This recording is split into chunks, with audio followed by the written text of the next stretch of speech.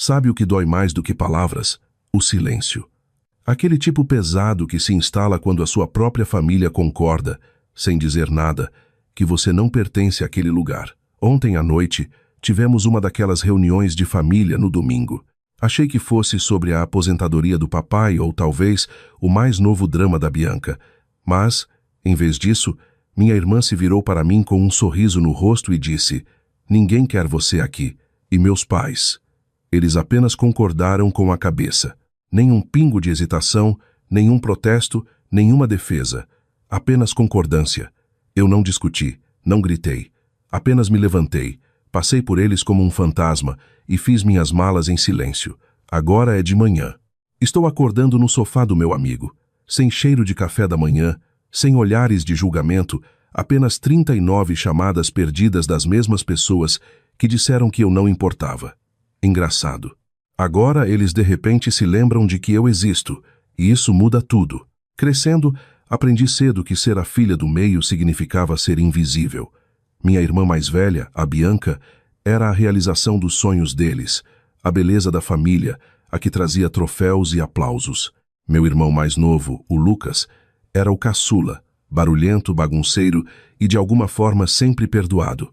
E eu, Mariana, era a quieta, a que seguia as regras, tirava notas decentes, mantinha a cabeça baixa, não excepcional o suficiente para ser exaltada, nem rebelde o suficiente para ser castigada. Eu existia em algum lugar no plano de fundo, confiável e esquecível. Nos aniversários, a Bianca tinha bolos de confeitaria famosa e festas em buffet. O Lucas tinha festas temáticas com balões e a rua inteira convidada. Eu ganhava um bolo de padaria e um desculpa, filha. Estivemos muito ocupados ultimamente. No jantar, se eu tivesse algo a dizer, geralmente era interrompida pelo novo estágio da Bianca ou por uma história do futebol do Lucas. Minha voz sempre parecia desaparecer no ruído. Lembro-me vividamente de um Natal. Passei semanas economizando o dinheiro do meu estágio na livraria para comprar para a mamãe uma edição rara de um livro de receitas que ela mencionou uma vez. Embrulhei com cuidado. Escrevi um cartão. Ela abriu, sorriu educadamente e disse: "Obrigada, Mariana", e logo se virou para o presente da Bianca, um kit de perfumes caros numa sacola brilhante, e exclamou: "Uau, isso é perfeito. Você sempre sabe exatamente o que eu gosto." Ninguém notou a maneira como meus dedos se contorceram sob a toalha de mesa. Não foi uma grande traição única. Foi a morte por 1000 pequenos esquecimentos. A gota d'água não foi dramática, foi silenciosa. Eu tinha ganhado um prêmio estadual de artes visuais. Pensei que talvez desta vez eles me vissem, que ficariam orgulhosos. No jantar, coloquei o certificado ao lado do prato do papai. Ele nem levantou os olhos do celular, respondendo e-mails do trabalho. A Bianca riu. "Que fofo, Mari. Isso é tipo um hobby." Não era nem desprezo, era apenas descaso. Foi isso que doeu mais.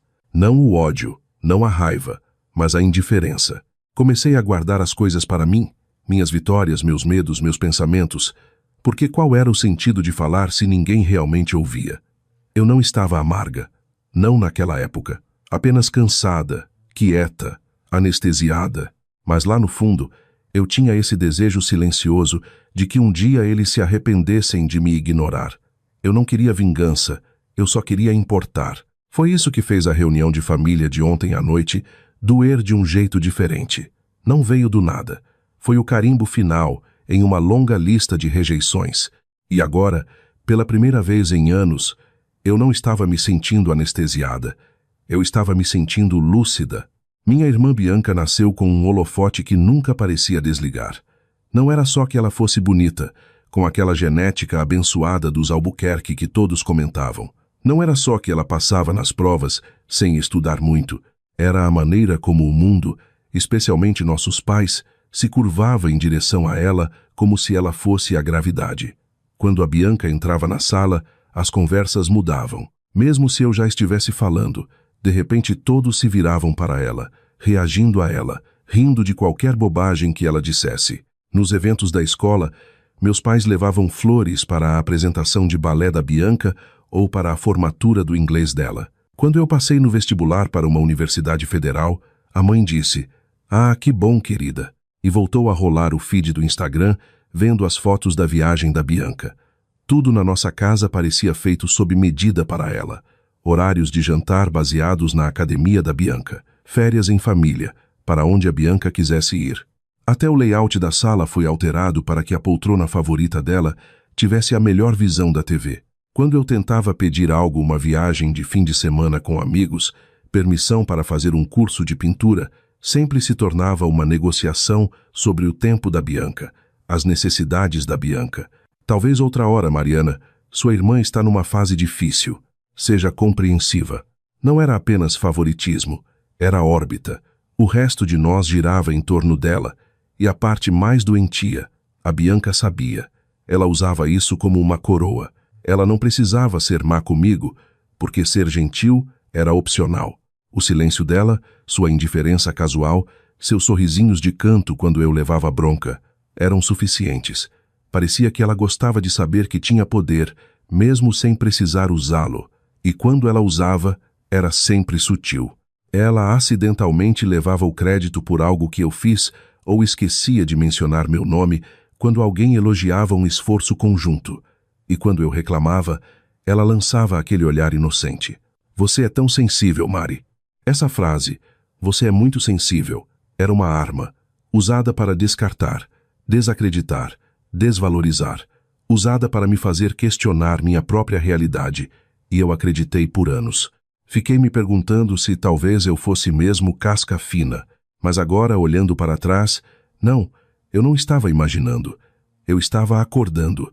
A Bianca tinha um jeito de fazer de cada espaço o seu reino e do resto de nós seus súditos. E ontem à noite, quando ela disse, ninguém quer você aqui, não foi um ataque novo, foi o veredito final num julgamento que eu nem sabia que estava perdendo. Mas a questão é, reis caem, rainhas calculam mal. E a Bianca, ela não tinha ideia de que aquela que ela achava que não tinha poder, tinha finalmente parado de jogar o jogo dela. Eles chamaram de conversa em família, mas parecia mais uma emboscada. Era domingo à noite, aquele tipo de noite em que o ar parece parado demais, como se estivesse prendendo a respiração. O papai mandou mensagem no grupo da família, algo raro, dizendo para nos reunirmos na sala depois do jantar. Sem motivo, sem contexto. Cheguei na hora. A Bianca já estava aninhada no lugar dela no sofá, pernas dobradas, perfeitamente arrumada em seu conjunto de moletom combinando e com aquela expressão presunçosa. A mãe estava sentada com seu sorriso tenso de sempre, segurando uma xícara de chá. O pai estava recostado, braços cruzados como um gerente prestes a demitir alguém. O clima estava pesado. Sentei-me devagar, tentando ler o ambiente. Sobre o que é isso? Perguntei. A Bianca sorriu como se estivesse esperando por aquela pergunta. É sobre você, disse ela docemente. E como sua atitude ultimamente tem sido exaustiva. Meu maxilar travou. Como é? Você tem sido tão negativa, acrescentou a mãe. Sempre distante, sempre fria. Eu tenho ficado quieta, corrigi. Não negativa, apenas cansei de tentar. O pai interveio. Veja, é isso que queremos dizer. Esse tom, essa amargura. É tóxico. Tóxica. Eles estavam me chamando de tóxica. A Bianca se inclinou para a frente. Você costumava ser tão prestativa, Mariana. Tão fácil de lidar. O que aconteceu? Fácil de lidar. As palavras bateram mais forte do que eu esperava. Era só isso que eu sempre fui para eles. Manejável, não amada, não respeitada. Apenas conveniente quando silenciosa. Inconveniente quando humana. Respirei fundo. Isso é porque eu disse que não seria fiadora do seu apartamento, Bianca. Aí estava. O verdadeiro motivo. A Bianca tinha estourado o limite do cartão de crédito de novo e queria alugar um apartamento caro num bairro nobre. Ela precisava de um fiador, e eu, pela primeira vez, disse não. Os olhos dela se estreitaram. Você poderia ter ajudado, mas em vez disso está me punindo. Estou me protegendo, respondi. Foi aí que aconteceu. A Bianca revirou os olhos e disse em alto e bom som. Quer saber? Ninguém quer você aqui. A sala ficou imóvel. E então, a parte que quebrou algo dentro de mim. A mãe olhou para baixo. O pai concordou com a cabeça. Ninguém objetou. Ninguém correu para dizer, Bianca, isso é demais. Ninguém me defendeu. Eles apenas deixaram a frase pairar ali como uma verdade finalmente dita em voz alta. E eu não discuti, eu não chorei. Levantei-me, passei pelos 3 e fui direto para o meu quarto. Peguei minha mala, dobrei roupas em silêncio, peguei meu caderno de desenho, notebook, carregador, não bati uma única porta, não fiz cena, nem olhei para trás.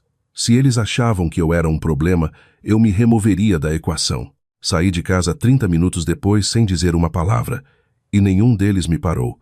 Nenhuma voz chamou: espera. O ar da noite me atingiu como um botão de reinicialização. Estava frio, mas de alguma forma purificador. Eu não sabia para onde estava indo, apenas que não podia ficar lá nem mais um minuto. Caminhei por quase meia hora antes de pegar meu celular e mandar mensagem para a única pessoa em quem consegui pensar: o Tiago. Não éramos melhores amigos no sentido comum, mas ele era o tipo de pessoa que notava as coisas. O tipo que lembrava como eu tomava meu café ou que a Bianca sempre falava por cima de mim no jantar. Quando bati na porta dele pouco depois das 9 da noite, ele abriu sem uma única pergunta, sem julgamento nos olhos, apenas compreensão silenciosa. Você está bem? Ele perguntou. Dei de ombros e um sorriso triste. Não muito. Ele deu um passo para o lado. Então, entra. Tenho pizza sobrando e um cobertor extra. Dormi no sofá dele naquela noite, enrolada naquele cobertor, ouvindo o som do trânsito da cidade pela janela, e pela primeira vez em anos, sem vozes me dizendo quem ser, ninguém me pedindo para sorrir mais, ninguém dizendo que eu estava exagerando, ninguém fingindo que eu não estava na sala. Apenas silêncio. E não era vazio, era libertador.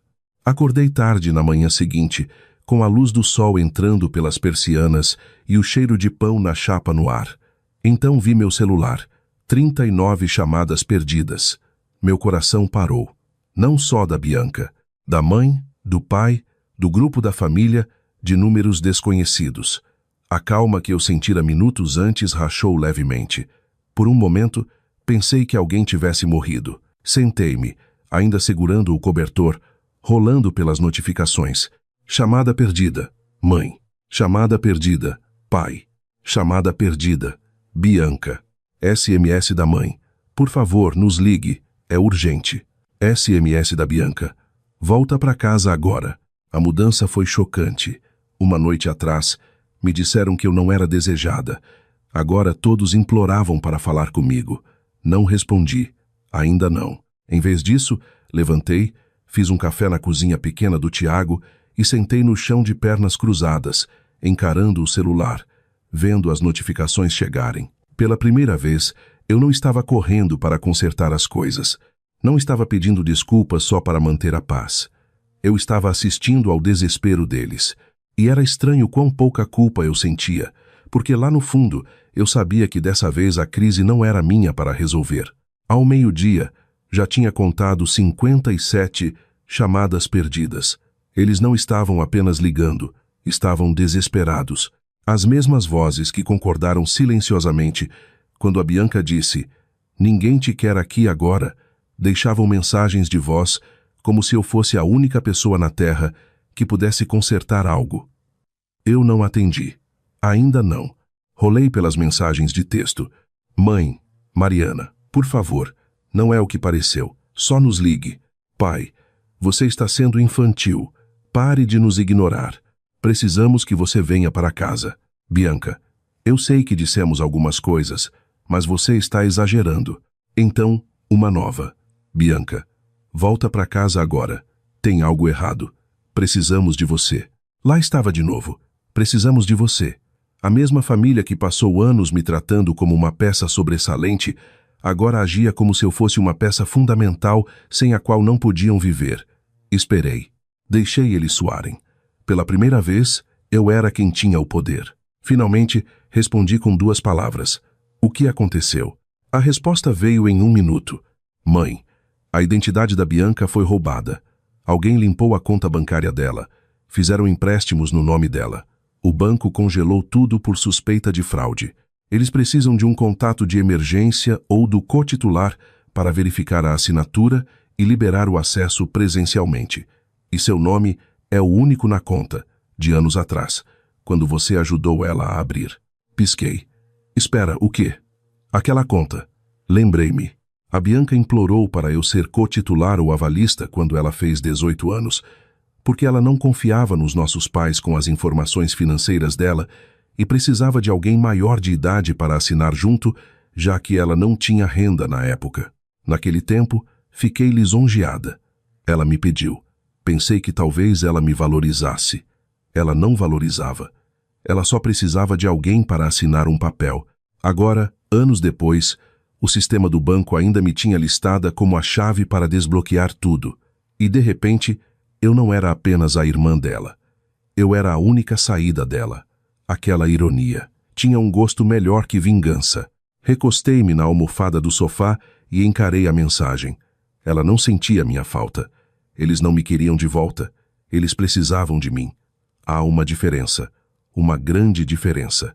10 minutos se passaram. Depois 20. Mais mensagens seguiram. Pai. Não temos tempo para essa atitude. Apenas venha aqui. Mãe. Por favor, Mariana. Isso é sério. Não conseguimos acessar nada.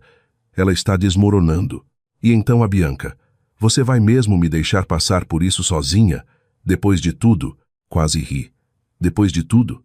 Eu fui a excluída, a ignorada, rotulada de dramática, a quem disseram que não era desejada. Mas agora, de repente, eu era importante. Coloquei o celular na mesa de centro e soltei um longo suspiro. O Tiago entrou com uma tigela de cereal e levantou uma sobrancelha. Tudo bem? Assenti devagar. Sim, acho que estou. Então acrescentei, quase para mim mesma. Agora, vamos ver o quanto eles estão dispostos a rastejar. Eu não corri. Essa foi a melhor parte. Pela primeira vez, eu não era a que estava correndo, pedindo desculpas, me diminuindo para acalmar o caos de outra pessoa. Deixei passar mais 1 hora, depois 2. Deixei eles se contorcerem. Então, pouco depois das 3 da tarde, respondi. Me encontrem lá fora. Chego em 20 minutos. Não disse de onde eu vinha. Não disse que tinha dormido num sofá. Não disse que, pela primeira vez em anos, acordei sem o peso deles no meu peito. Peguei o carro do Tiago emprestado, ele jogou as chaves, sem questionar, e dirigi de volta para a casa que eu costumava chamar de lar. Parecia a mesma, mas eu não. Meus ombros estavam mais retos, meu rosto calmo, meu coração firme. Quando estacionei, os 3 já estavam do lado de fora. A Bianca andava de um lado para o outro, celular na mão, rímel, levemente borrado. A mãe estava de braços cruzados, olhos vermelhos. O pai estava rígido, como um homem cuja autoridade tinha sido finalmente questionada. Saí do carro, lenta e deliberada, sem sorriso, sem oi. Apenas. Então, quem vai me contar o que houve? A Bianca começou primeiro. Minhas contas estão travadas. Não consigo descongelar nada sem verificação presencial do co-titular. O banco disse que você ainda está no contrato. Eu não sei por que isso nunca foi mudado. Você nunca se importou em mudar, disse eu friamente. Porque você só pensa em mim quando precisa de algo. A Bianca piscou. A mãe deu um passo à frente. Mariana, por favor. Sabemos que é complicado, mas precisamos muito da sua ajuda. Olhei nos olhos dela. Ontem à noite, você concordou com a cabeça quando a Bianca disse que ninguém me queria aqui. Os lábios dela se abriram, mas nenhuma palavra saiu. O pai interveio, com a voz tensa. Não temos tempo para esse desvio emocional. Isso é uma emergência familiar. Levantei uma sobrancelha. Ah, agora eu sou família. Isso o fez recuar. A Bianca cruzou os braços. Olha, desculpa se você está brava. Eu não estou brava, interrompi. Estou acordada. Virei-me para todos eles, deixando meu olhar pousar em cada rosto. Por anos, aceitei ser invisível. Aceitei silêncio como amor, migalhas como elogio. Dobrei-me para ser o suficiente para pessoas que nem me viam. Ninguém é perfeito, disse a mãe, com a voz trêmula. Não, respondi. Mas algumas pessoas são cruéis e outras ficam paradas e deixam acontecer. Silêncio? Aquele tipo de silêncio que diz que vocês sabem que eu estou certa. Dei um passo mais perto. Vocês querem que eu vá ao banco verificar meu nome para salvar a Bianca de uma bagunça que ela provavelmente causou, ignorando tudo o que eu avisei anos atrás sobre segurança? A Bianca estremeceu. Tudo bem, eu disse. Mas eu quero algo primeiro. O maxilar do pai trincou. Dinheiro? É isso? Ri uma vez, fria e afiada. Não, não dinheiro. Quero um pedido de desculpas público. A Bianca piscou. Como assim? Você me ouviu. No grupo da família no WhatsApp. Quero que cada um de vocês admita como me tratou e quero que me agradeçam sinceramente por ajudar agora. Isso é ridículo, o pai esbravejou. Virei-me para ir embora. Ok, então. Boa sorte, tentando achar outro cotitular num domingo. Espera. A mãe agarrou meu braço. Por favor, não podemos resolver isso no particular? Não, eu disse. Vocês me humilharam na frente uns dos outros. Agora vocês assumem isso na frente de todos os tios e primos. Eles hesitaram. Olharam uns para os outros como se estivessem debatendo o quanto se curvar. Eu não esperei. Entrei no carro, fechei a porta e liguei o motor. Foi quando meu celular vibrou. Nova mensagem do pai no grupo da família. Precisamos conversar sobre como tratamos a Mariana. Era rígido, estranho, claramente escrito com raiva, mas estava lá. Então a mãe seguiu. E finalmente, a Bianca, com uma mensagem curta, mas real. Sinto muito pelo que disse. Eu não queria dizer aquilo. Fui cruel. Obrigada por ajudar, de qualquer forma. Li todas. E então, mandei um emoji de joinha. Sem palavras, sem promessa de ajudar, apenas o reconhecimento. Era tudo o que eu sempre quis. E agora que eu tinha, o poder havia mudado e não voltaria atrás. Assisti ao grupo se encher de desculpas forçadas. A mensagem do pai parecia um memorando jurídico. Erros foram cometidos. Esperamos que ela possa nos apoiar agora. A da mãe era cheia de frases doces e arrependimento passivo. Mariana, sei que não mostramos apreço. Você é importante. A da Bianca, pelo menos, foi direta. Eu estava errada. Fui má. Li cada mensagem com cuidado, como alguém inspecionando notas falsas. Não eram perfeitas, nem eram sinceras. Não inteiramente, mas eram públicas. Isso importava. Pela primeira vez, foram forçados a colocar em palavras o que eu carreguei em silêncio por anos. Então, dei a eles o que queriam. Quase. Digitei devagar. Vou pensar a respeito. E então silenciei o grupo. Naquela noite, pedi comida japonesa, coloquei uma música lo-fi e me enrolei no sofá do Tiago com um cobertor que não cheirava a velhas expectativas. Eu não fui ao banco, nem no dia seguinte, nem no outro. Deixei eles sentirem. Deixei eles provarem aquele desamparo, o mesmo tipo que me serviram por anos. Na sexta-feira recebi outra onda de mensagens, dessa vez mais frenéticas. Pai, estamos perdendo tempo. Por favor, vá ao banco. Mãe, estamos pagando multas. A conta está bloqueada. O nome da Bianca vai para o Serasa. E então a Bianca mandou a melhor de todas. Você vai mesmo me deixar afundar por causa de uma frase? Uma frase. Foi assim que ela chamou. Como se ninguém quer você aqui fosse apenas um deslize. Como se não tivesse sido construído ao longo de anos. Um golpe final apoiado por uma vida inteira de descaso. Então respondi. Você não afundou por causa de uma frase. Você afundou porque construiu sua jangada com o silêncio de todo mundo. Eu só desci dela. Lida. Sem resposta. Algumas horas depois recebi um correio de voz do meu pai. Ele não gritou, não tentou me culpar. Ele só parecia derrotado. Entendemos. Você não nos deve nada. Mas se fizer isso, nunca esqueceremos. Vamos consertar as coisas de alguma forma. De alguma forma. Esse era o problema. Eles sempre agiam como se consertar o passado fosse algo vago e opcional. Mas eu não respondi. Não para ele. Em vez disso, abri o grupo da família e deixei uma única mensagem. Vocês dão um jeito. Vocês sempre dão, sem mim. E pela primeira vez, eu sabia que não estava sendo cruel. Eu só tinha terminado. Sábado de manhã, acordei com o sol aquecendo meu rosto e o zumbido suave de um celular quieto, sem chamadas perdidas, sem textos cheios de culpa, sem demandas disfarçadas de preocupação. Apenas paz. Sentei-me, espreguicei-me devagar e me deixei respirar fundo, como se meus pulmões finalmente lembrassem como fazer isso. O Tiago já tinha saído para o trabalho. Deixou um bilhete na geladeira com o desenho de um sol sorrindo e uma mensagem. Se serve o cereal. Você sobreviveu à semana do inferno. Sorri. Um sorriso real. Pela primeira vez em muito tempo, eu não estava pisando em ovos. Não estava tentando ganhar um amor que deveria ter sido dado de graça. Não estava implorando para ser vista numa casa que só olhava através de mim. Eu estava sozinha, e estava bem com isso. Meu celular apitou uma vez. Apenas uma notificação. Um alerta do aplicativo do banco. Autorização de contato de emergência expirada. Novo usuário adicionado à conta. Encarei por um momento, depois deletei. Eles tinham encontrado outra pessoa. Claro que tinham. Eles sempre encontrariam. E essa foi a última confirmação que eu precisava. Eu nunca fui indispensável para eles. Apenas conveniente.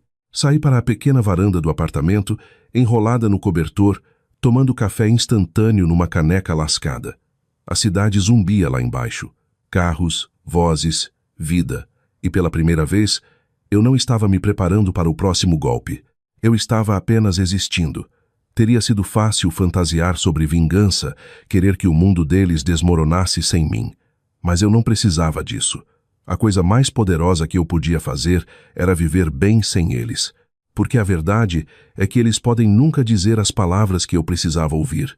Podem nunca se tornar a família que eu merecia. Mas eu não precisava mais carregar o peso de esperar que eles fossem. Pensei na garota que eu costumava ser.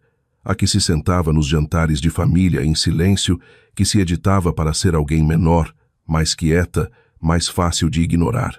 Sussurrei para ela agora, alto o suficiente apenas para o vento pegar. Você não precisa conquistar amor. Você só precisa ir embora quando ele não é real. Naquela tarde, enviei minha inscrição para um programa de residência artística em São Paulo, algo que eu tinha engavetado por anos, porque a Bianca podia precisar do carro, ou o pai dizia que era arriscado. Dessa vez, não havia ninguém para me dissuadir. E naquela noite, enquanto me aninhava no mesmo sofá com tinta sob as unhas e liberdade no peito, percebi algo. Eles podem ter me dito que eu não era desejada. Mas ao ir embora, encontrei algo muito melhor do que a aprovação deles. Encontrei a mim mesma. Se você está numa situação onde seu valor é constantemente ignorado, lembre-se, a saída é, muitas vezes, o único caminho para se encontrar. Não espere pelo aplauso de quem nem te enxerga. Vá para onde você é celebrado, não apenas tolerado.